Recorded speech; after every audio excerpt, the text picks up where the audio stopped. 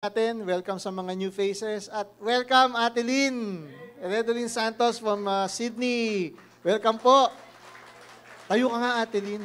Tayo ka naman. Kaway ka naman sa kanila. Yan.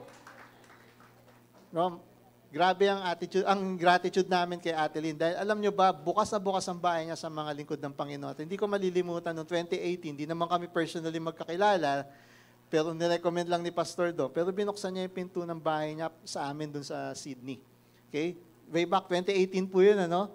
So, at talaga namang siya pa yung naging guide namin. Inikot yung mga, kung anong mga sulok-sulok dun sa Sydney na hindi namin alam. Pati yung pinakamurang bilihin. Ayan. Ayan, ang dami namin nabiling pasalubong. Kaysa nung una namin punta doon. Kasi yung alam namin puntahan yung panturista. Amen? Okay, so, alam ko ang mensahe na inilatag sa inyo ng mga mahal nating pastor dito tungkol sa pangarap. Tama ba? Okay. Klaruhin muna natin yung pangarap. Masama bang mangarap? Hindi. Okay. Pero ang unang-una mong aalalahanin unang mensahe natin sa pangarap. Pag sinabing pangarap, ang ibig sabihin nun, panghinaharap. So, ang unang mensahe natin dito, sabihin mo sa katabi mo, mag-move on ka na. Ayan. Kasi kung meron kang emotional baggage, meron kang bit-bit, paano mo makikita yung nasa harap? Ito pa masakit dyan. Hindi lang yung alaala. Meron pa mga boses ng nakaraan. Yun. Huwag mo nang paunlakan yan. Sabihin mo sa katabi mo, huwag mo nang paunlakan yan. Yan. Tapos na yan, mag-move on ka na. Amen? Kasi kapag meron ka pa ring baggage dun sa nakaraan mo at pinababayaan mo yung mga boses ng nakaraan, sino ba yung boses ng nakaraan? Iniwan mo na nga yung lumang barkada, babalikan na naman. Minsan lang naman Masama bang balikan sila, kaibigan ko naman. Didiretsahin ko na. Kung hindi ka pa handa at ikaw kakainin ng buhay, huwag mo nang balikan. Amen? Okay. So, klaro tayo doon. Yun ang ibig sabihin ng pangarap. Nasa hinaharap mo yan. So, isettle mo na ngayon, bago tayo dumiretso sa mensahe natin, settle mo na ang puso mo ngayon, natanggapin mo, hindi ka natitingin sa likod. Hindi ka na rin makikinig sa boses ng kahapon. Amen? Alright, so move on tayo. Dreams of life. Lahat tayo, marami tayong pangarap Di ba, naalala ko nga pagka may mga youth camps, o kaya pagka nasa mga children's church, una-una mong tatanungin dyan, sa mga bata, anong gusto mong maging paglaki mo? Wow, talaga naman, mga sagot. Gusto ko maging teacher, gusto ko maging nurse, gusto ko maging ganito. So, para sa atin, bilang ordinaryong tao, para sa atin, yun ang pangarap. Kasama din dyan yung gusto ko maging negosyante. Pero ang tinanong mo na ba yung sarili mo, bakit mo gusto maging teacher? Bakit gusto mo maging nurse? Bakit mo gusto maging negosyante? Tahimik lahat, Ikaw, tanungin mo ngayon yung sarili mo. Sa kalagayan mo ngayon, ano ba yung natitirang pangarap para sa buhay mo? Amen? Okay, so, papasok ngayon tayo sa mensaheng ito. Ano ba itong mga, hindi panaginip to kasi ang panaginip, walang kwenta yon. Ang dreams dito, ang konteksto ng dreams natin dito, pangarap. Klaro po tayo? Okay, o sige. So, Tech team, simulan na tayo. Paki-flash po. Yan ang ating anchor verses for today. So, Psalms 37 verses 1 to 5. So, sabay-sabay tayo magbabasa. Pwede ba? Okay, para magising tayo kasi yung iba parang puyat yata kayo kagabi. Okay, o sige. Psalms 37, 1 to 5. Sabay-sabay. 1, 2, 3, go! Do not envy those who do wrong.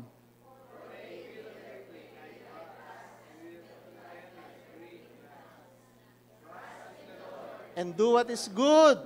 Dwell in the land and live securely in the Lord. And He will give you your desires, our heart's desires. Commit your way to the Lord. Trust in Him and He will act. Wow. Sarap pakinggan, Napapaamin talaga yung karamihan. Sige, ihimayin natin itong mga verses na to kasi gusto nating maging klaro, okay, para sa ating lahat. Ano ba yung pangarap ng buhay dapat natin? Amen? Sige. Start tayo doon sa unang-unang verse. So, iisa-isahin natin to. Alam niyo ba kumakain ba kayo ng sashimi? Sino ito yung mahilig sa Japanese food? Yan. So, i-slice natin ito. Imagine niyo parang napakasarap na fresh na Norwegian salmon na ating hihiwain ng dahan-dahan. Simulan natin to sa unang-unang verse. Okay? Ano sabi niya sa unang verse? Do not buy. Okay. Do not envy those who do wrong. Pag tinagalog mo yan, ibig sabihin yan, wag kang maaligaga dun sa mga gumagawa na masama at wag kang maiinggit doon sa mga gumagawa ng mali. Yan. Kala ninyo, ganun kadali lang. Tagalugin kaya natin, may tanong ako ngayon sa inyo. Bakit ka galit sa gumagawa ng masama, pero minsan naiinggit ka sa gumagawa ng mali? Magkaiba yung masama, magkaiba yung mali, ah. Tahimik na naman lahat, oh. Di ko alam kung inaanto kayo. Nag-iisip ba kayo? Sinasaliksik niyo yung mga puso niyo? Ayan. Parang si Adan at si Eve. Nung medyo nakita nila yung kahubaran sa puso nila, biglang nanahimik at nagtago. Naalala niyo sa hardin? Yan. So, maging bukas lang kayo dito sa unang mensahe natin. Okay? Kasi kailangan isettle natin ito. Dahil yung pangarap ng buhay natin, hindi mabubuksan yung pangarap na yan, nakasama mo ang Panginoon, kung hindi natin masisettle itong unang-unang verse na to. Okay? Number 1, lahat naman tayo, naniniwala tayo, masama ang magnakaw, di ba? Masama rin ang pumatay. Okay. So, wag na natin pag-usapan yung mga bagay na masama. Lahat naman tayo dito, alam natin yung masama.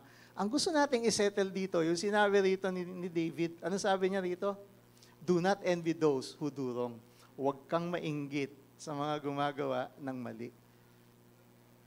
Alam mo kung bakit? Okay. Kasi marami tayong ginagawa sa buhay natin. Mali, pero ginagawa pa rin. Ulit. Yung mga masasama, sinasabi natin, bawal pumatay, bawal magnakaw, etc. Waksin na natin yan, hindi natin pag-uusapan. Pero may mga maliliit na mga ginagawa tayo sa buhay natin na alam mo sa puso mo, mali. O di kaya, dina-justify mo lang na yung mali, pwede rin maging tama. Bibigyan kita ng example. Mali ba ang umibig? Yan na, yan paborito ng lahat ito eh. Ito na yan eh, yan na yan eh. Nagising, ano, lahat eh. Wow! Ganun. Walang piniling edad eh. Bata, matanda, wow! Pati si Ate Bea eh, oh, nawala yung COVID bigla eh. Pinag-usapan ng pag-ibig. Masama ba umibig? Tanongin ko kayo. Hindi. O sige. 14 na taong gulang ka. Masama ba umibig?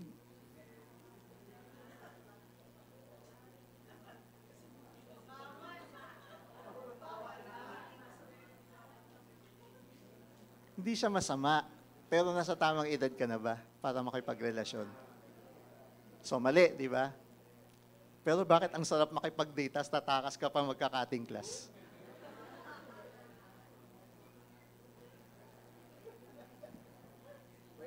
Kaya ang ganda ng pagkasulat ni David dito eh. Saktong-sakto eh. Hiniwalay niya yung masama sa mali. Kasi yung masama, karamihan alam natin masama yan eh. Pero yung mali, yan yung mga maliliit na bagay na tawag nga ni Pastor Dong, mahilig tayo magpalusot. Okay, ilulusot mo yan. Tama? Okay. Ano pa yung mga maliliit na bagay na yan? Saan tayo pupunta? Sa nanay, sa tatay? Nanay muna yung mga tatay, bibilis sumagot. Oh. Mamaya na yung nanay, huli ko yun. Unahin natin yung mga tatay. Naalala ko lang sa mga tatay kasi yung props kanina ng mga sumasayo na tatay dito, may nagbibling-bling dun sa kanilang mga hats, di ba? Yan. Talagang yung bling-bling na yan, hanggang dyan na lang yan sa hat, ha? So, hindi na tayo pumapasok sa mga ganyang lugar, di ba? Oh, move on na. Amen? Oh, so, ano pa? Ano pa yung mga mali dyan? Sa tatay pa rin tayo. Han, may overtime kami. Yun. Yung pala niyaya ng mga dabar cards. Inuman. Nung unang hirit, teka, baka magalit yung misis ko eh. Abogada yun eh.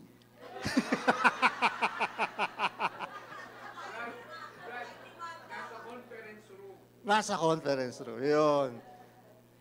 Inalas ka ngayon.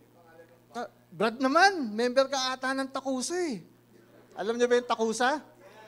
Federasyon ng mga takot sa asawa. So, member ka ata ng Takusa. Hindi tunay akong lalaki. Patunayan mo. Siyempre, nag-iisip ngayon siya, Han, may overtime kami. Yan ka naman. Si Ninong. Noon yun, no, Dad? Yan. So, kita ninyo, alam natin lahat dyan, may mga hugot tayo dyan eh. May mga maliliit na bagay na mali. Ngayon, pupunta ngayon tayo sa nanay. Kaya ako hinuli yung mga nanay, gusto ko basahin natin to 2 Corinthians 12:20. Pwede bang buksan nyo yung mga Bible nyo? Sinadya ko hindi ilagay yan dyan eh, para magbukas kayo ng mga Bible. Punta kayo sa 2 Corinthians 12:20. Ang ganda nito. Maganda to sa Tagalog, Brad eh. Sige, sino may Tagalog yan?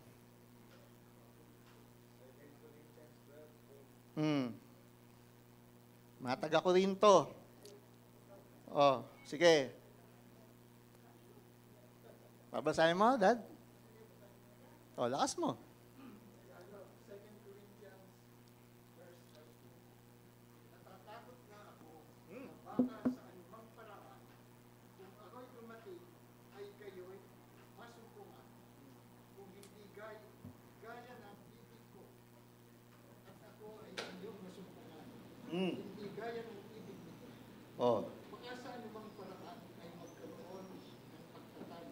Sige pa. Mga paninibugbog, mga kanalitan, mga pagkakampi, mga pagsirang tuli, mga paghatid kumapit, mga kapanaluan, mga kaguluhan. Okay. Dito sa version ko, mas simpleng Tagalog to eh. Pakinggan nyo mabuti ah. So ito kasi, ito yung pinagalitan ni Pablo, yung mga taga-Korinto. Sabi niya, nawa, pagdating ko dyan, wala na ako maaabutang ganito. Kasi kasalanan to lalo na sa mga naglilingkod eh. Ito simpleng Tagalog para maintindihan nyo. Nawa mga anak, pagdating ko dyan, ang matatagpuan ko, hindi pag-aaway-away. Nako, huwag niyo sabihin hindi kayo nagkakatampuhan ng katabi mo. Kita ninyo? Simple, di ba? Ano pa? Ito yung mga bagay na mali. Pag-iinggitan, bakit siya may bagong cellphone? Ako wala. Tama? Meron panghirit yung mga babae dyan eh. Gusto lang niya ipakita kasi meron silang kaya. Ka naman. Ano pa yung susunod? Pag-aalitan. Ayan. Ano pa yung isa? Pagmamaramot. Ano yung susunod? Pagsisiraan. Tigil mo na yung pagmamarites. Next. Ito matindi. Pagchichismisan. Yun yung reserve natin doon sa mga nanay kanina, sabi ng mga tatay. Amen po ba mga nanay? Sige. Nagbago na. may sumasagot dun may sumasagot dun. Okay, ano pa? Pagmamataas. Ibig sabihin, arrogante. Panghuli, kaguluhan. Lahat ba kayo nakaka-relate? Kaya, napakaganda ng latag talaga rito. Kasi, kaya gusto kong isettle natin itong unang-unang verse ng anchor verses natin. Kasi, ito yung pinakamalaking balakid. Hindi yung masama, kundi yung mga maliliit na bagay na mali. Kasi ang hinahanap ng Panginoon, kamusta ang kalagayan ng puso mo?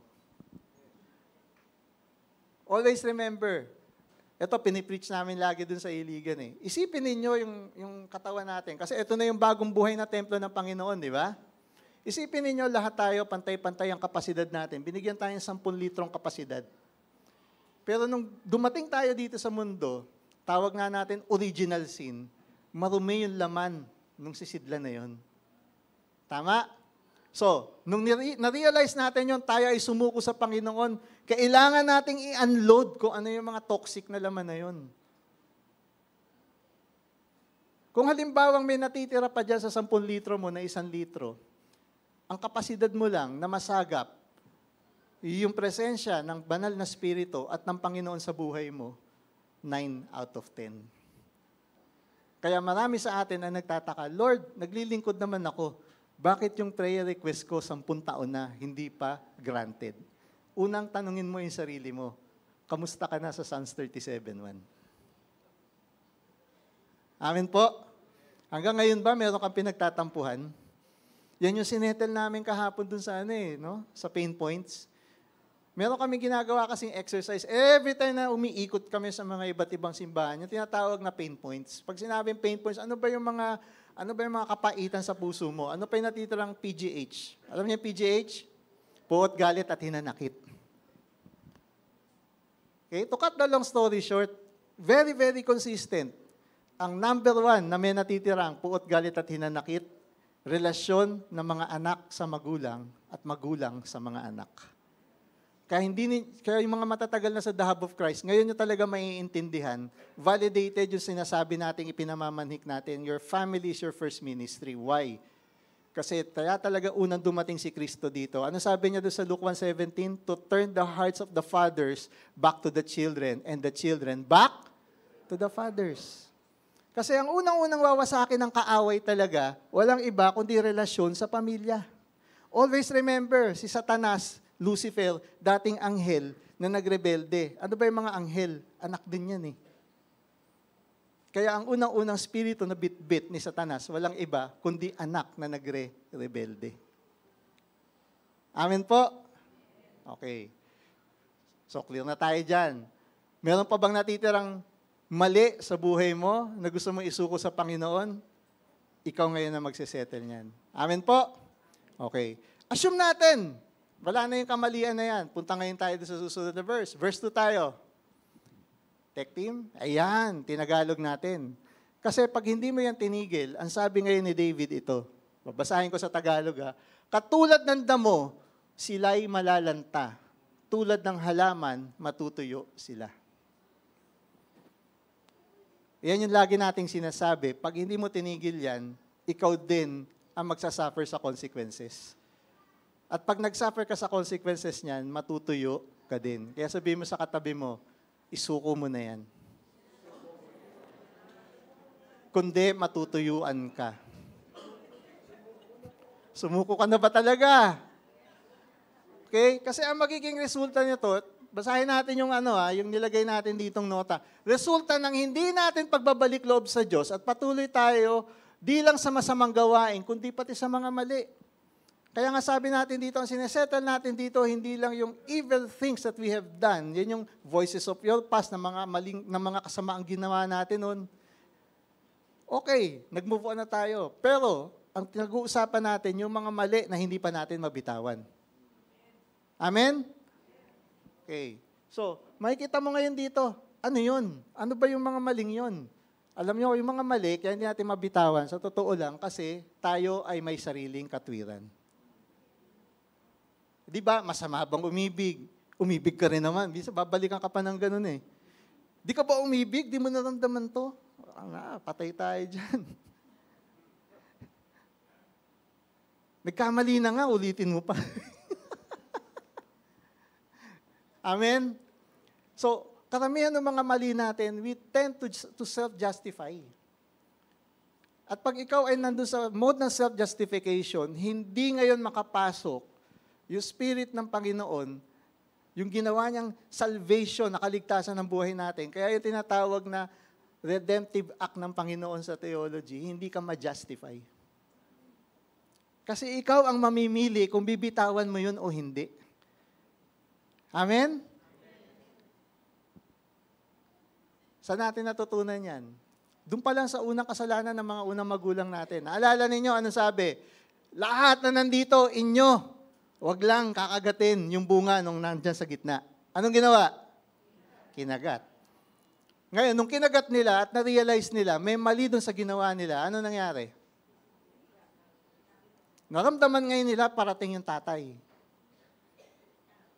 Anong ginawa ng mga anak? Nakaka-relate kayo? Yung mga anak, nakaka-relate ba kayo? Tapos, anong ginawa nila nung nagtago? Hindi pa nagtago lang yon. Anong ginawa nila? Hindi sila nagturo, nagtakip. Bago nagturo, nagtakip muna. Ano yung pagtatakip na yon? Kahihiyan. Meron ako ituturo sa inyo. Kung hindi ka pa rin kumbinsido na mali yung ginagawa mo, bakit mo kinahihiya? Okay? So, ito tandaan nyo sa madalas, kung meron tayong ginagawa at ito ay ating itinatago at kinahihiya, sa malamang mali. Huwag mo na i-justify, di kasi ko maiintindihan eh. Kaya ka nga hindi maintindihan kasi nga mali eh. Tama po ba? Tama po ba? Parang yung iba hindi kumbinsido eh. Oops, hi, hala, hallelujah. Okay lang yan, sige. Buo pa. Okay, dito tayo. Kaya nga, ito yung pinapamani ko sa inyo mga magulang at kapatid. Okay? Doon sa, pag ninilay natin sa mga puso natin, kung meron tayong hindi pa talaga mabitawan, okay, kailangan yung desisyonan talaga yan. Kailangan yung desisyonan yan. Kasi hindi makakakilos ang Panginoon sa buhay natin kung hindi mo pagdidesisyonan. You have to make that decision. Okay? Isusuko mo talaga yan. Bibigyan ko kayo ng isa pang example nitong mga self-justification. Halimbawa, sample, itong pagpunta na lang natin sa church. Okay? Ay, malilate na ako. Siguro maiintindihan naman ni Lord kasi napuyat ako kagabi. Okay. Okay, sige, masama pakiramdam mo. Pero bakit hindi ka nagpapaabiso dun sa ministry lead mo? Hindi ka nagpapaabiso dun sa kakilala mong pastor, di ka dadating. Tama, hindi? Kung nga sa mga kumpanya natin, pag mag-a-absent tayo, kakandara pa tayo magpadala ng mensahe o message o note o email. Sorry, I can't make it today. I don't feel well. I'd like to take a sick leave and I'll file it later. Pero bakit pagdating sa gawain ng Panginoon, minsan nagtatago pa tayo. Hindi pa natin maibigay. Tapos, kung meron man tayong sariling katwiran, yun na nga, doon na nga papasok yan eh. Kung meron kang sariling katwiran, ibig sabihin, may tinatago. Amen po? So, klaro po ba sa atin yan? Ang hina, amen. Para talaga kayo hindi kumbinsido eh. O sige. Ngayon, tapos na tayo sa dalawang balakid. Punta ngayon tayo sa verse 3.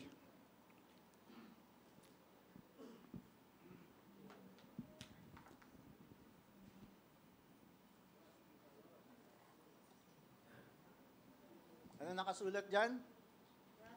Trust in the Lord and do what is good. Dwell in the land and live securely.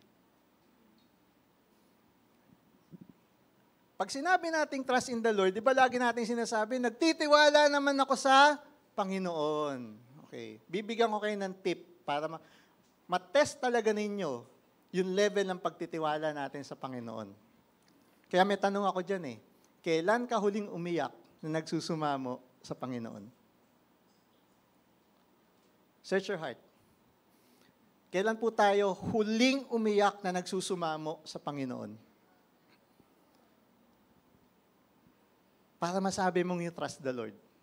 Kasi alam mo kung bakit yung panahon na nagsusumamo tayo sa Panginoon, yan yung panahon, wala na tayo ibang mapuntahan.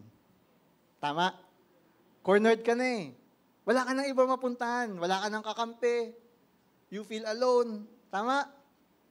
Kaya nga yung karamihan, lalo sa mga kabataan, pagka ganyan ng problema, grabe, maabot sa suicide. Makwento ko lang sa inyo. Yung isang lugar doon sa sa Iligan na sinaserve namin. Ang tawag doon sa lugar na yun, yung Kalubihon. It's a sitio within a barangay called Dalipuga, one of the largest barangay sa Iligan. Hilly area siya, so papaakyat ng bundok. Nandun yung karamihan ng mga members ng youth namin sa The Hub of Christ Iligan. Alam niyo ba, nabalitaan ko bago ako umuwi dito, just this year alone, doon sa maliit na lugar na yon, may 3 youth doon ng mga lalaki nagpakamatay. Hindi dahil sa, marami doon mahirap na, pero hindi dahil sa kahirapan talaga. Alam niyo problema? Iniwan ng jowa. Ganon kasimple. First love nila iniwan sila Broken heart, broken life. Can you imagine that? Kaya lungkot na lungkot ako, sabi ko, sana, panalangin namin ni Pastora Mavic, sana Lord, naabot din namin yung 3 mga batang ito. Maliban doon sa 18 na kausap na namin. Sana naligtas pa yung mga batang ito. Alam niyo yung mga ages? 14 to 16. Nagpakamatay dahil yung kanilang ginawa, iniwan sila. Yan ang tawag nila Tama ba, mga youth? Jowa yung term Grabe, no? So, dito mo ngayon makikita, kung wala ka talagang Panginoon na kasama, at ito ay iyong pwedeng iyakan na Panginoon, na pwede mo bigyan ng pagsusumamo, may mga panahon talaga maiipit ka. Amen? Kaya dito mo makikita, kailan ka huling umiyak sa Panginoon? Kaya itong tanong ko nga sa inyo if you really trust the Lord, doon sa mga pagsuko natin, alam ko may mga mahirap tayong dapat bitawan sa buhay natin. Katulad ng sinasabi ko kanina, may mga maliliit na maling bagay na dapat nating bitawan, pero masakit pag binitawan natin. So ang tanong ko ngayon sa inyo, pag binitawan mo yan, dahil sa sobrang sakit, handa ka bang magtiwala sa Panginoon na kung ano yung tingin mong kakulangan, siya ang magpupuno? Kung nagtitiwala ka, kaya basahin natin yung Psalm 62:8. Ang sabi dito, trust in Him at all times. Hindi dito sinabing trust in Him sometimes. So kung may bibitawa ka masakit sa buhay mo, wala kang choice. Bitawan mo yun. Pero magtiwala ka ng buong buo sa Panginoon at all times. At ang sabi dito, pour out your hearts before Him. Sa ibang version, cry out loud to the Lord. Alam niyo ba, pagka nagbasa kayo ng Old Testament sa Lumang Tipan, every time na nadadapa ang bayan ng Israel, bakit sila nadadapa? Hindi sila sumusunod. Alam niyo ba talaga ang number one sin? Disobedience. Every time yan, basahin ninyo ang Book of Judges, basahin ninyo yung history nila sa Nehemiah, basahin ninyo yung nangyari sa kanila kina Daniel. Lahat yan, kung bakit sila bumabagsak, bakit umabot sa punto, nandun na sila sa taas, babagsak silang bigla. Ang dahilan, hindi pagsunod. Ano hindi pagsunod? Ang unang-una nilang ginawang hindi pagsunod, ang sabi ng Panginoon, yung araw na to para sa akin, hindi nila sinusunod. Why? Blessed na kasi kami. Kaya nga, minsan, yung blessing na hinihintay natin, inuudlot ni Lord John. Kasi baka pag binless ka, yun lang yung hinahabol mo, hindi ka nababalik sa church. Amen po? So, bahagi yun ng paglilinis ng ating pagkatao. Bahagi yun ng paglilinis ng ating mga puso. Yung mga maliliit na mga sinasabi ko kanina, mga maliliit na bagay na mga mali na kailangan nating bitawan kasi kailangan talaga makita ng Panginoon ano na yung level ng kapasidad mo na pwede mong saluhin yung grasya at pagpapala ko. Kasi ang naglilimita dyan, yung sarili natin. Mamaya lalaliman pa natin yan. Okay? Clear po ba tayo dyan? Trust the Lord. Amen? Okay, next. Next po. Yan. Binago natin yung version natin dito para pagdating sa dulo, mas maintindihan natin to. Kasi gusto ko very clear sa inyo, prinsipyo ng Panginoon kasi to. Sabi rito, do what is good. Tama? Okay, gawin mo kung ano yung mabuti. Dwell in the land and cultivate faithfulness. Yan pong sinasabi diyang do what is good.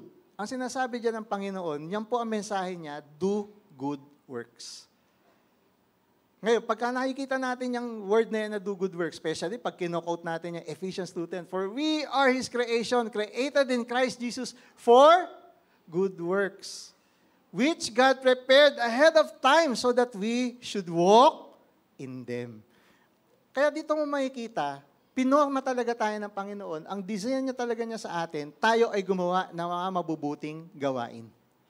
Ang tanong ko ngayon sa inyo, anong tingin ninyo ang ibig sabihin ng good works? Ang good works ba gawain lang sa simbahan?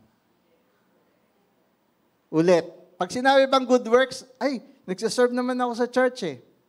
Yun lang po ba yun? Hindi. Kaya binago natin yung version na in-anchor natin dito sa verse 3. Nakikita niyo yung salita doon, cultivate faithfulness. Pag sinabing cultivate faithfulness, yung pinanggalingang salita niyan, na pinakamalalim, work. Para mas maintindihan ninyo, balik tayo sa Genesis.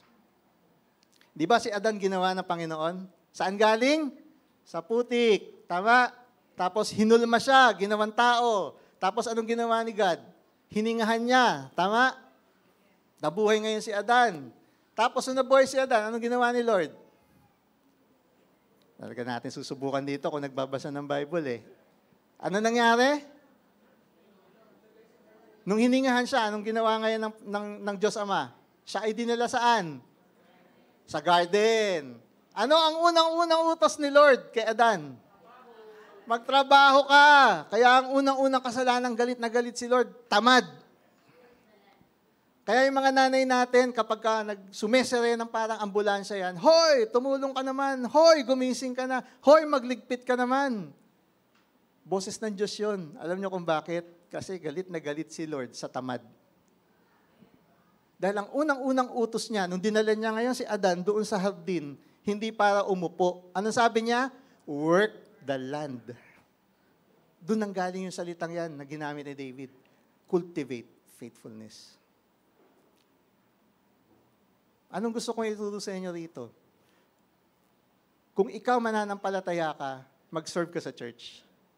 Kasi yung pagsaserve mo rito, the church is the best training ground para ikaw ay matuto maging efficient and effective na nagtatrabaho sa labas.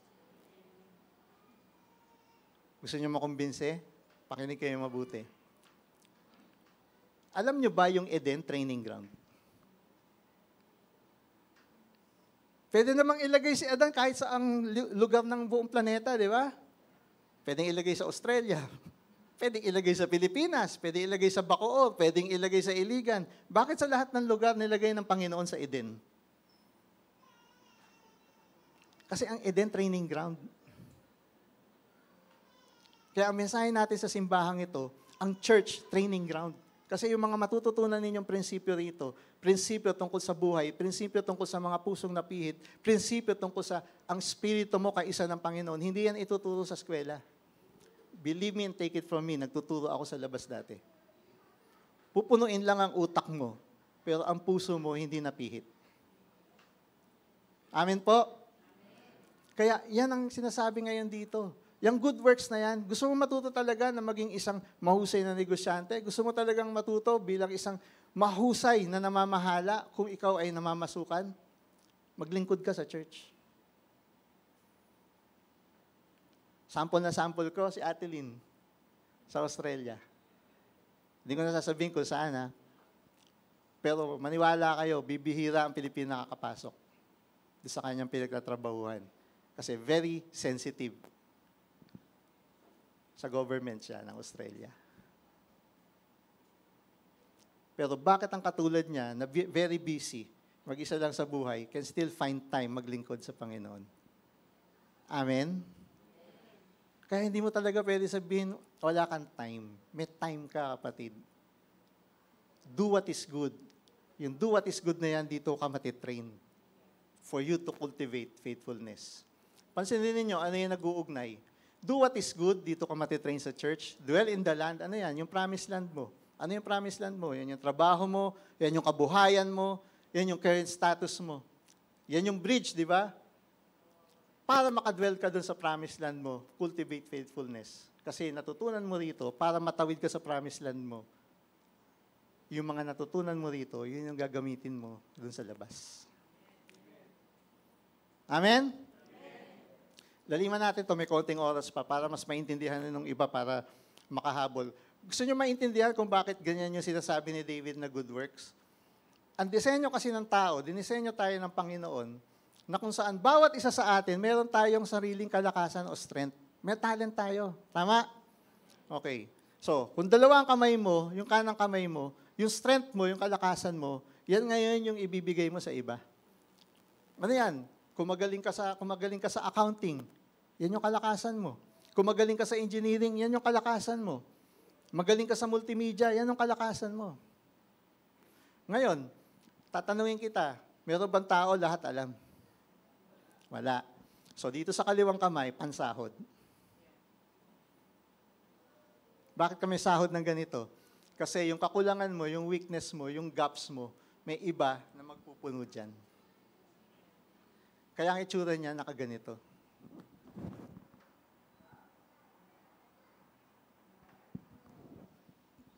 Amen? Okay. Para mas maganda to, ate, punta kayo dito sa harap. Okay lang. Meron lang tayo visualize para makita nila. Anong pangalan mo?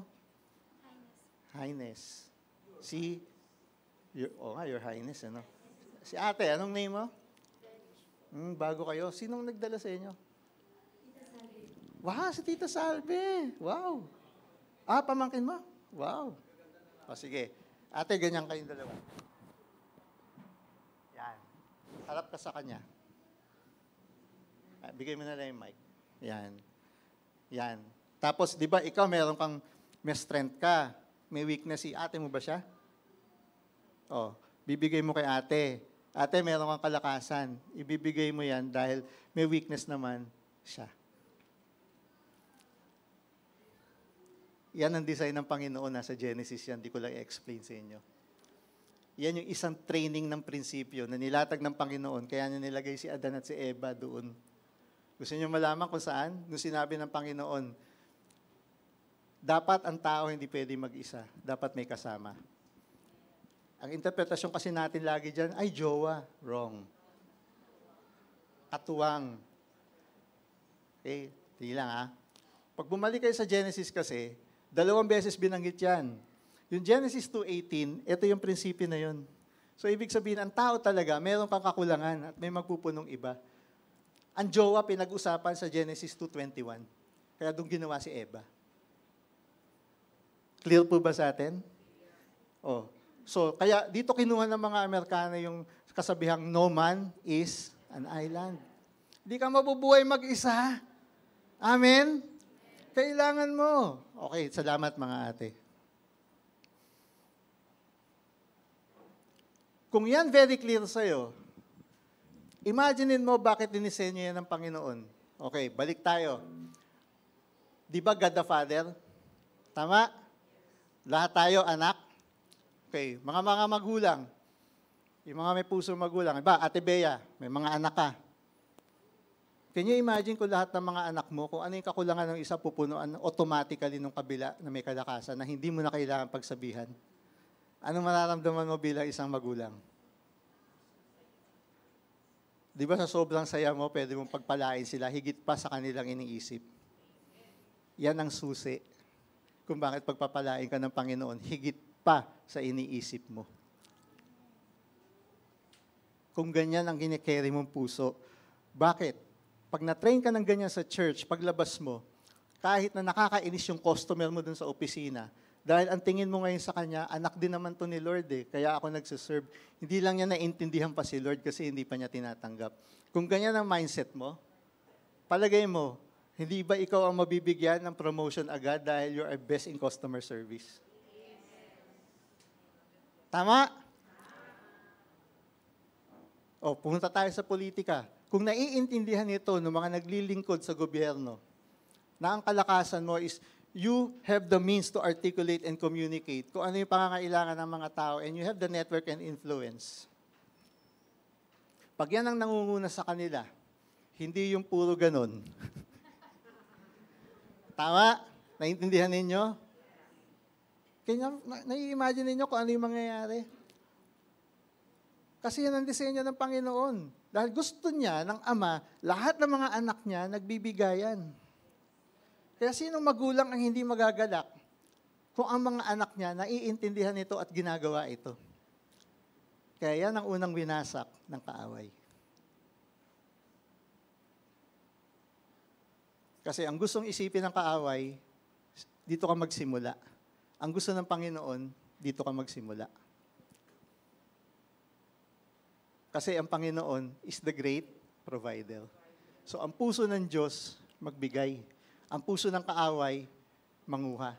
To steal, to kill, and destroy. Amen? Ganyan kalalim yan.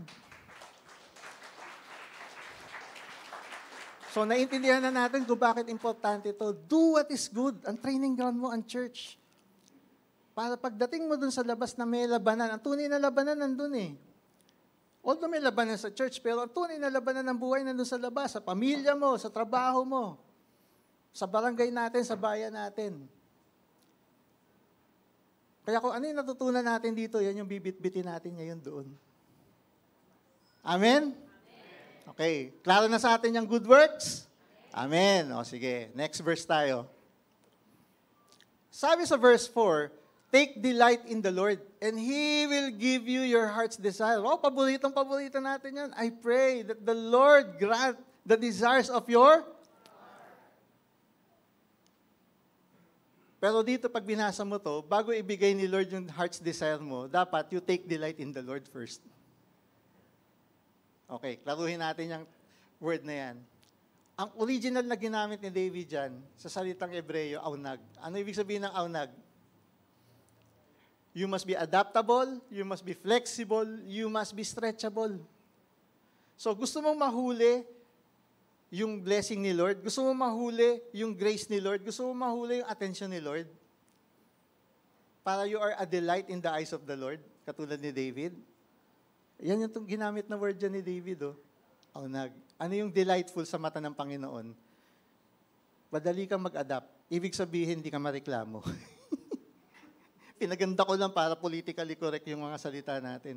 Huwag kang mareklamo. Flexible ka. Hindi pwede yung, hindi, ito na yung kinalakihan ko. Ay, hindi, paninindigan ko to. Ayun, manigas ka talaga. Maninindig ka dyan. Ito yung isa pang salita. Ang ganda ng mga salita na to, stretchable. Ano ba stretchable? Trainable ka ba? Teachable ka ba?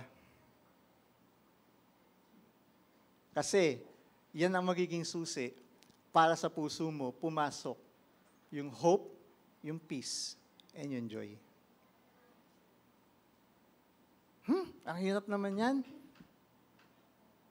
Si Jesus Christ nga nagawa eh. Di ba Pasko na ngayon? Tama? Okay. Saan pinanganak si Jesus Christ? Ano ibig sabihin ng sabsaban, mga anak? Yung mga kabataan, di nila alam to eh. Ano yung sabsaban?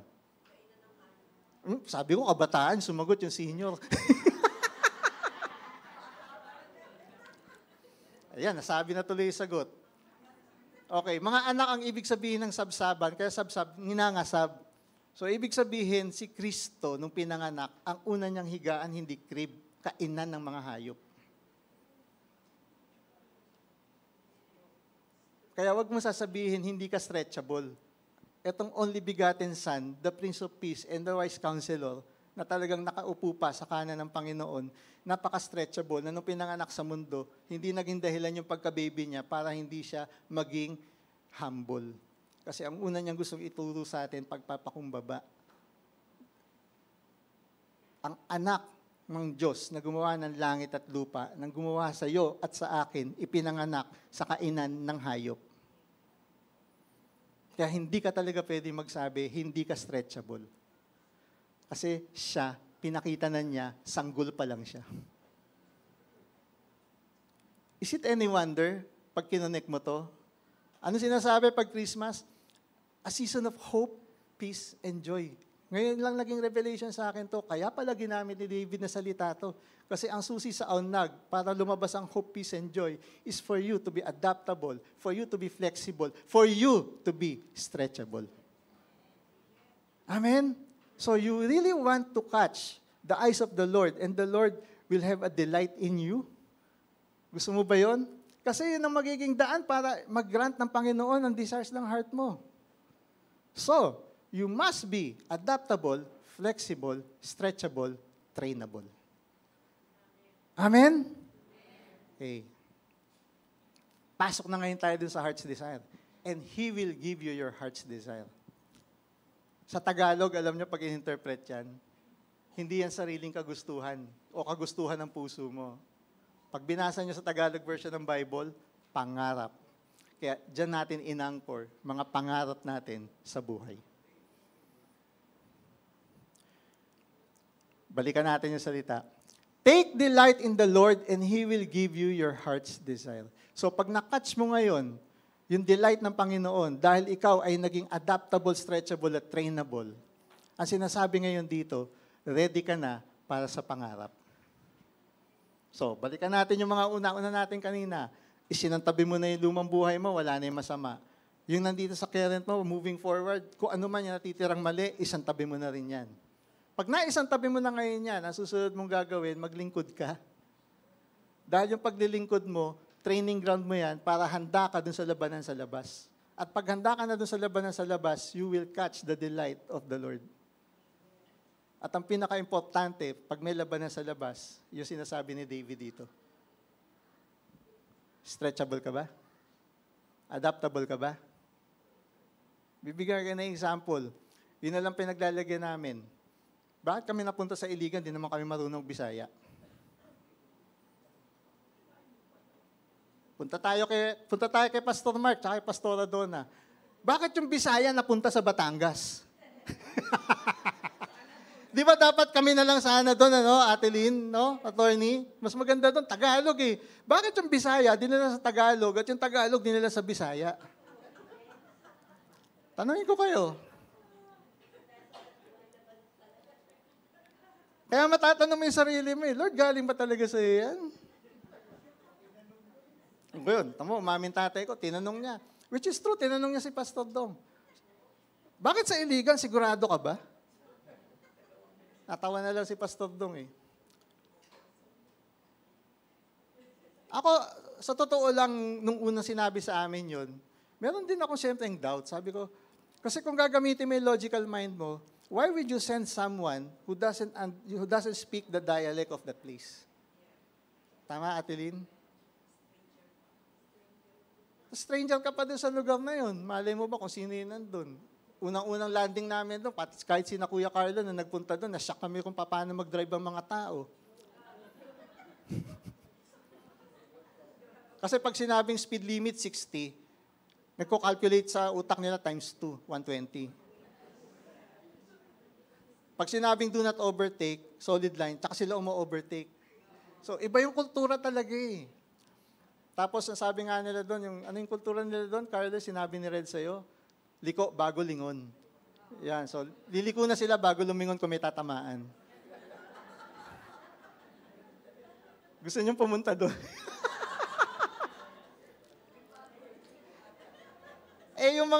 yung mga pulis, Ate Bea, hindi din mapigilan, lalo na pag mga naka-SUV. Alam mo kung bakit? Natatakot din sila. Kasi ang taas ng culture of gun doon eh.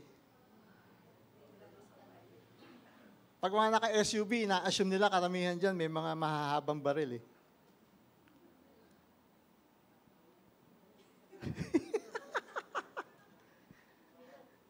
So, naintindihan na ninyo, parang ang labo, di ba? Bakit doon? Yun ang unang tanong. Ngayon, dito mo ngayon masusubok yung sinasabi ko, kumusta yung kondisyon ng puso mo? Anong kondisyon ng puso mo? Di ba sabi ko sa inyo kanina, kapag in-empty mo yung sarili mo, dyan papasok ang Panginoon. Yung unang trip ko dun sa Iligan, December last year, nung dinalaw namin si Red doon, para makita yung lugar, para pag-aralan na. Pag uwi namin, nag-bus lang kami, wala pa kasing sasakyan noon, di pa namin nadadala yung sasakyan doon. Nag-bus kami going to the airport. Puyat ako noon, gusto kong matulog. Pero ito yung mga, ilang mga pagkakataon, very rare na kahit puyat ako, hindi ako makatulog. Alam niyo kung bakit? Binabagabag ka. Bakit ka binabagabag? Hindi kayo pinapatulog. Kaya ang ginawa ko noon, nandun ako sa bus, bago kami umabot ng Lagindingan, talagang nanalangin ako sa Panginoon. Saka, ginawa ko na ngayon na silent devotion time ko. At alam nyo ba, sa isang iglap, parang nagkaroon ako ng vision bigla na ang pinapakita ngayon dito, parang mapa. Tapos, ang sabi ng salita, hindi lang Iligan, kundi buong Northern Mindanao.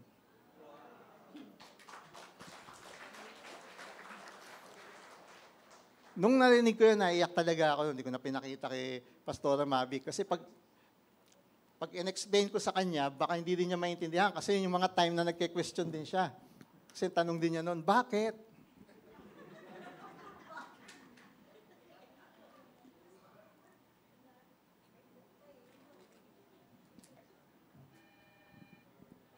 Ang tanong din niya noon, why? Unang-una, why there? Ang susunod na question, why us? Pero nung narinig ko yun, Ate Lynn, sinagot ko na siya, why not?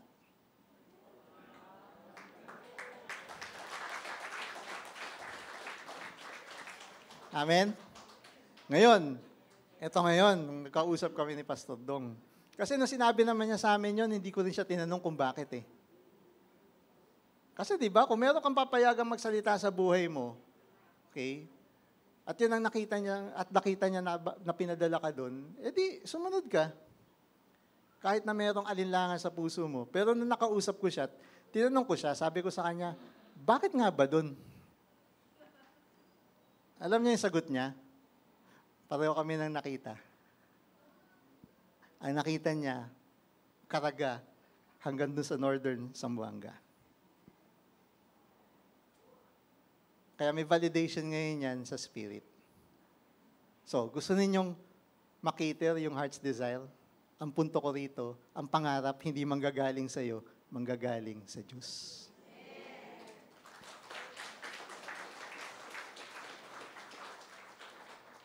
Iko-connect ko to dun bago kami maglingkod dito para mas maintindihan ninyo. Lalo na doon sa mga hindi nakakakilala sa amin. Bago namin tinanggap yung paglilingkod dito, yun din yung time na kinukuha na ako dun sa kung saan ako nagtatrabaho ngayon. Eh di okay na. Very ideal kasi work-life balance, I have the time, marami akong taong pwedeng utusan, etc. Nung time na yun na kinukuha ako dun sa pinagtatrabuhan ko ngayon, Kuya Bonnie, may dalawa pang gustong kumuha. Tapos yung isa dun, ang ganda talaga ng ano sa'yo, ng ino-offer. Sabi sa'yo, pag kinuha mo to, magkano ba yung bibigay sa'yo dun sa Ortigas? Sabi ko, ganito. O sige, 3 beses natin. Yung first year, eto muna, hindi ganun, medyo malaki kaysa dun sa nakukuha mo, pero pagka okay ang performance natin sa first year, may pan-justify ngayon kami sa board para pwedeng, kasi mag-i-establish sila ng PFO eh. This is for a big financial institution, malaking financial services organization na global ang operation. Gusto nila mag-establish sila ng kanilang PMO dito sa Pilipinas kasi mura Pilipino eh. Ang ika-cater ngayon namin, buong mundo. Tapos ang gusto nila, agad-agad, pag na-establish yun, at least 150 to 200 na project managers agad yung ma-establish. Kaya ganun kalaki yung operation. So, ikaw kaya, tanungin kita, pag sinabi sa yung times 3, kukunin mo. Yes, di ba, attorney? Why not? Bumalik sa akin yung why not? Sa totoo lang, aminin ko sa inyo, nung narinig ko yun, nakangiti ako eh. Tapos sabi ko, pero hindi ko muna sinabi, Pastora Mavic, alam niyo kung bakit? After ko umalis doon sa meeting na yun, nung nahimasmasan ako, ito yung moments na sinasabi ko sa inyo eh. Parang tama pero mali. Alam mo kung bakit mali? Pag tinanggap ko yun, ibig sabihin, 24 hours, 7 days a week, tali ako. Kasi ang isi-serve namin buong mundo. And remember, start up yung magiging unit ninyo. So yung first 2 to 3 years operation nyo dyan, toxic yung bugbugan.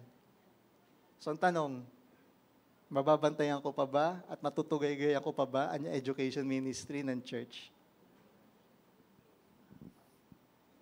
Kaya nung nag-devotion at nagnilay ako noon, yan ang sabi ng Spirit sa akin. Di ba mali? Sino ngayon ang priority mo? Kaya sumangguni ako nung kay Pastor Don. Sabi ko sa kanya, Pastor, tulungan mo ako. O, anong problema? Ganito, ganyan. Oo. Sabi niya, alam mo naman yung sagot dyan, di na kita sasagutin. Sabi ko, talagang ang galing ng pastor natin mangonsensya. Yun ang exact word niya, hindi na kita sasagutin kasi alam mo naman yung tamang sagot eh. So in short, to cut the long story short, hindi ko tinanggap. Kasi mali. Kasi bilang isang lingkod at bilang isang tunay na mananampalataya kay Kristo, hindi ka na bound kung ano yung dream mo. Bound ka na sa dream ng Panginoon. Amen? Pastor, meron pa minsan na imiloso sa akin, di ba heart's desire? Puso ko yun eh. Ang sagot ko naman dyan, di ba ang puso mo kay Kristo na? So, kaninong desire yan? Desire mo, desire ni Kristo. So kung sinabi ni Kristo at sinabi ng boses ni Kristo sa buhay mo, doon kayo sa Mindanao, wala kang choice. Oh, nag-react pa yung tatay ko. Tanggap na rin niya sa wakas. Taglilingkod na nga eh. Amen? Amen. So, kaya yun ang pangarap dyan. It's yung dreams in your life. Ang ibig sabihin ng pangarap talaga dyan, pangarap ng Panginoon. Sige, next tayo. Gusto ko gagamit ngayon tayo dito ng mathematics. Yan. Tignan natin kung magaling pa yung mga kabataan natin. Sana hindi kayo absent nung tinuro ang fraction, ha? Okay. Sige. Di ba ang fraction, di ba, may numerator, may denominator. Alam ko mali yung sagot. Sinadya ko talaga yan. Okay? Meron tayong binibigay na punto rito. Okay? Ang target kasi natin, para masabi mo, imaginein mo pangarap yan. Para masabi mong buo ang pangarap mo, 1. Tama? Okay. Yung denominator natin, yung nasa baba, yan yung batayan ng mundo sa pangarap. Ano yung mga yan? Bakit 5? Meron akong bahay, meron akong kotse, may negosyo o magandang trabaho, meron akong pamilya, at meron akong 1 to 2 million anytime in the bank. At least. Sabihin mo na, yun na yung 5 mo. Di ba yan ang pangarap naman ng karamihan? Tama, hindi? Okay. Habang tumatagal, yan ngayon yung pinagsisikapan mo. So, nagkaroon ka na ng bahay, meron ka ng kotse. Pero wala ka pang jowa. So, wala ka pang pamilya. So, 2 out of 5. Tama? So, yun nandun sa taas, ilan na sa batayan ng mundo na pangarap ang nakamit mo. Ganyan mag-isip ang mundo eh. Ganyan tayo mag-isip eh, di ba? So, para sa atin, ang ibig sabihin ng dreams, nilimita ngayon natin yan dun sa kagustuhan lang natin. Amen? Okay, tatawag ako ng isang matalinong bata dito. Alam ko matalino to sa math eh. Andito si Nikki Montehermoso, wala. Halika rito. Di ka magaling sa math? Bigla kang hindi magaling sa math ngayon. Di ka rito. Absent ka nung tinuro yung fraction? Halika. Oh, next slide tayo. Yan, anak. Ito naman ang formula ng Panginoon. Ang sabi ng Panginoon, ang batayan ni Lord, ma-zero ka muna. So, pagka ganyan ang formula, ano yung equivalent sa kabila? Di ba 5/0 sa fraction? Any denominator na may 0, ano dapat ang... Hindi. Absent ka nga. May voice in the wilderness na rin nagsasabi.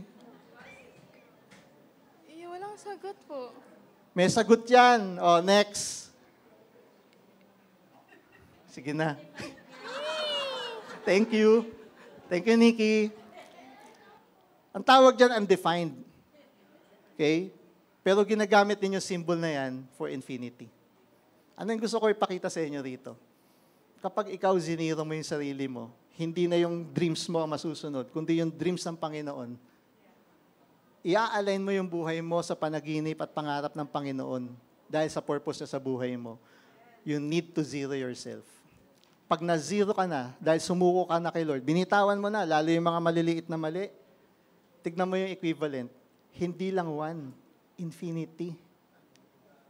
Ano ibig sabihin ng infinity? Unli. So, kumakain ka dun sa mga inasal, unli rice. Pero yun, rice lang. Dito, pag to naintindihan mo, dahil sinuko mo yung sarili mo, lalo na yung mga baguhan dito, tatawagin namin kayo, sumuko na kayo kay Lord. Pag sumuko ka kay Lord, yan ang mabubuksan sa buhay mo. Why? Kasi nga, siya ang gumawa ng langit at lupa. So, sino ngayon ang may unli na provision? Si Lord. Ang hinihingi lang niya, magpa-zero ka, Ate Lynn. Ang hinihingi lang niya, Ate Salve, magpa-zero ka. Sabihin mo sa katabi mo, zero ka na ba?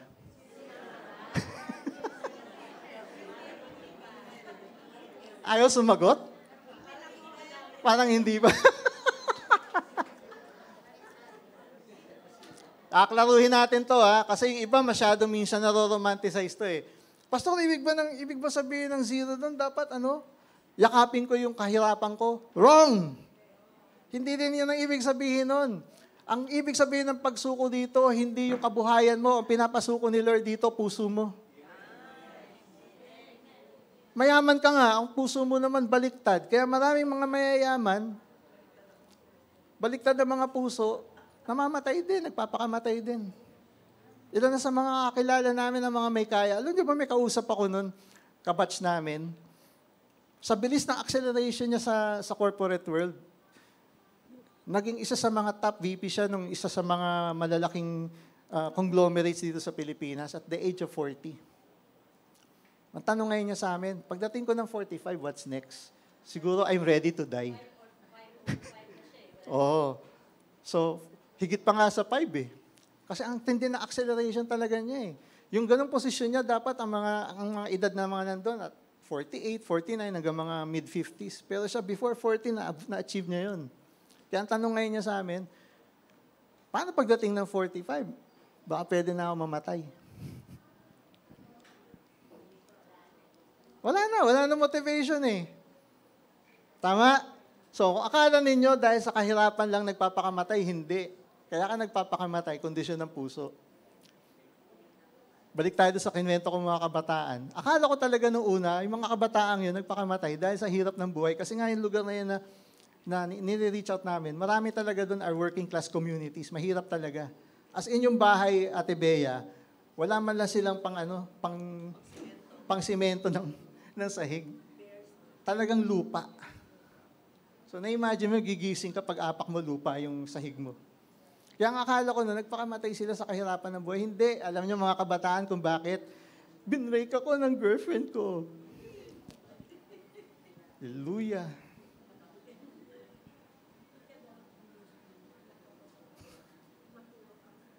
Amen? Okay. Kaya nga, dito tayo magtatapos, worship team. Sige.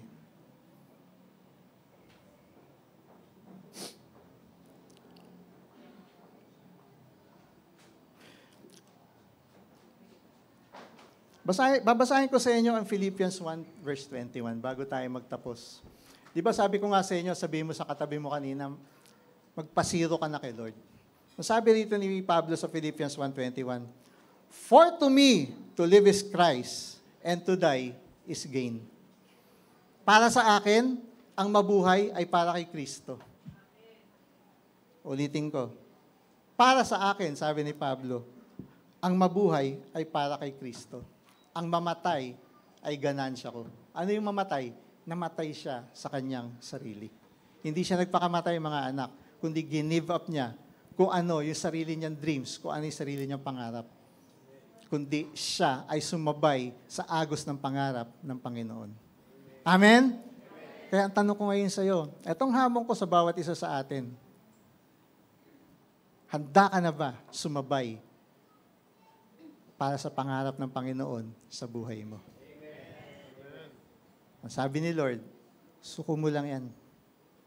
Kung ano pa yung natitira sa puso mo ngayon, meron ka pa rin puot, galit at hinanakit. Di ba yun ang unang-una na pinag-usapan natin? Suko mo na yan. Suko mo na yan. Kung meron pa ba natitira sa'yo na boses ng kahapon na hindi mo mabitawan, isuko mo na rin yan. Meron pa ba mga sigaw ng kahapon mo na hanggang ngayon inaalipin ka? Isuko mo na rin yan. At ito ang tamang lugar, at ito ang tamang panahon dahil sukdulan ang biyaya ng Panginoon sa buhay natin. At yung biyayang yan, walang iba, kundi buhay na walang hanggan. Amen? Amen. Tayong lahat ay tumayo.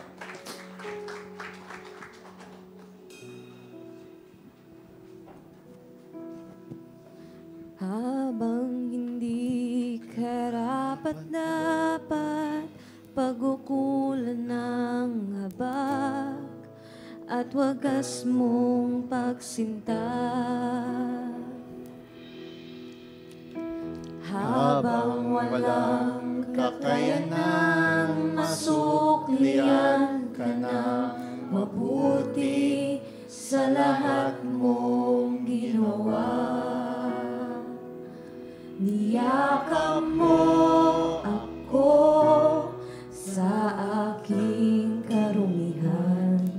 Inibig mo ako nang di kayang tumbasan. O Diyos ng katarungan at katwiran na kahit minsa'y di nabahiran ang kabanal at kalwalhatian.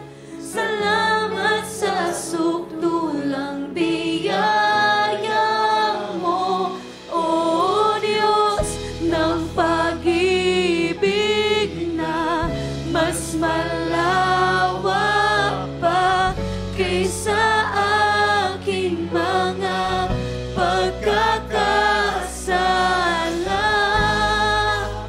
Higit pa sa buhay ko, salamat sa sukdulang biyaya mo. Ngayong umagang ito, mga magulang at kapatid, suko mo ang buhay mo. Yung kantang ito, hindi lang para mapukaw ang damdamin natin. Gamitin mo ang kantang ito upang panalangin mo at ihanda ang iyong sarili. Sabi nga nung kanta, di ba? Hindi tayo karapat-dapat. Lahat naman tayo hindi karapat-dapat eh. Pero ikaw ay na-justify at naging karapat-dapat dahil sa sakripisyo ng anak ng Panginoon 2,000 taon na nakaraan doon sa krus ng Kalbaryo. Hindi mo na kailangan bitbitin pa yung krus ng nakaraan mo dahil siya ay nabuhay namang muli.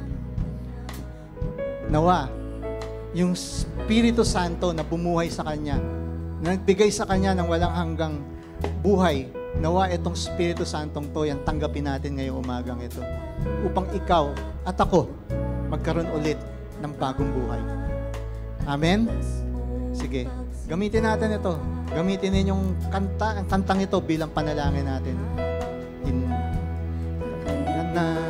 Masuklian ka na mabuti sa lahat mong ginawa.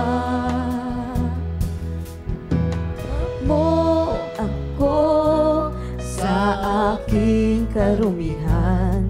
Inibig mo ako nang di kayang tumbasan.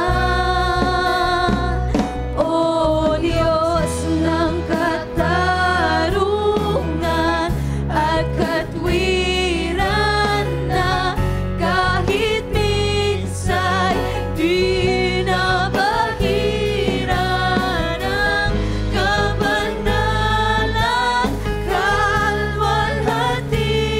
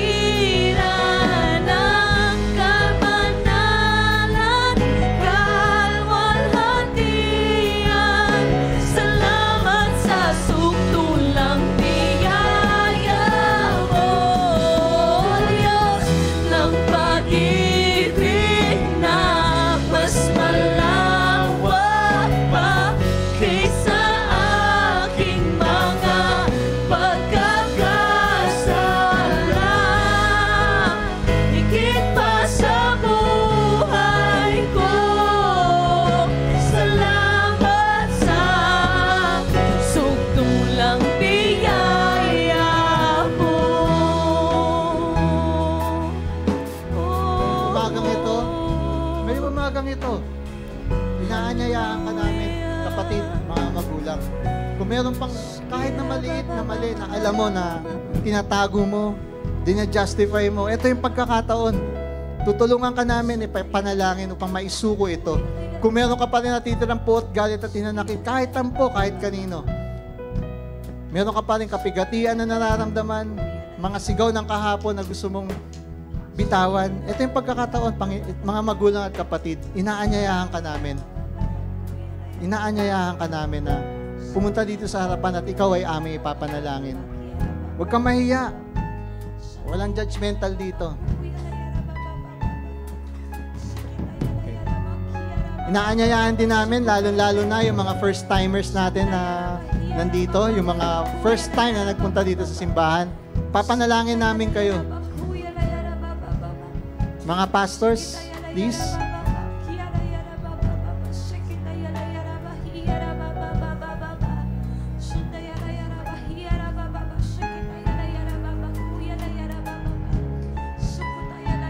Sige po, huwag kayong mahiya. Pumunta kayo dito sa harapan. Papanalangin namin kayo. At yun naman po mga naiwan dyan sa kanya-kanya mga upuan. Kung kasama mo yung pamilya mo, pray as a family. Panalangin mo yung magulang mo, panalangin mo yung anak mo. Panalangin mo yung kamag-anak mo. Doon naman sa mga, kung wala kayong kapamilya, kaibigan mo, kahit hindi mo kakilala yung katabi mo, ito yung pagkakataon. Panalangin niyo ang bawat isa.